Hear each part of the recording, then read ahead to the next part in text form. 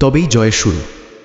জীবন সবসময় সহজ হয় না। আমরা ছোটবেলা থেকে বড় বড় স্বপ্ন দেখি, ভালো মানুষ হব, সফল হব, নিজের পরিবারকে সুখী করব। কিন্তু যখন বাস্তব জীবনের মুখোমুখি হই তখন বুঝতে পারি পথটা এত সহজ নয়। অনেক বাধা আসে, অনেক ব্যর্থতা আসে, অনেক সময় এমন পরিস্থিতিও আসে যখন মনে হয় সব কিছু শেষ হয়ে গেছে। তখন অনেকেই ভেঙে পড়ে, নিজের স্বপ্ন থেকে সরে যায়। কিন্তু আসল সত্যিটা হলো এই কঠিন বাস্তবতাই মানুষকে শক্ত করে, মানুষকে নতুনভাবে তৈরি করে।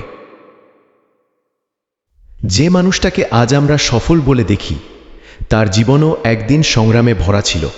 সে অনেকবার হোঁচট খেয়েছে, অনেকবার ব্যর্থ হয়েছে, অনেক অপমান সহ্য করেছে।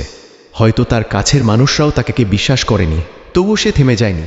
কারণ সে জানত যদি সে থেমে যায় তাহলে তার স্বপ্নও থেমে যাবে। তাই সে বাস্তবতাকে মেনে নিয়ে প্রতিদিন একটু একটু করে এগিয়ে গেছে।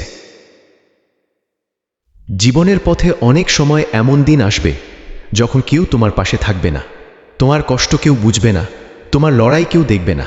কিন্তু মনে রাখবে, এই সময়টাই তোমাকে সবচেয়ে বেশি শক্ত করে তুলছে। এই সময়ই তোমার ধৈর্য, সাহস আর বিশ্বাসের পরীক্ষা হয়।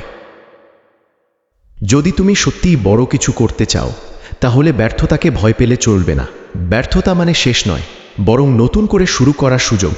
প্রতিটা ভুল তোমাকে নতুন শিক্ষা দেয়, প্রতিটা কষ্ট তোমাকে আরো শক্ত করে তোলে।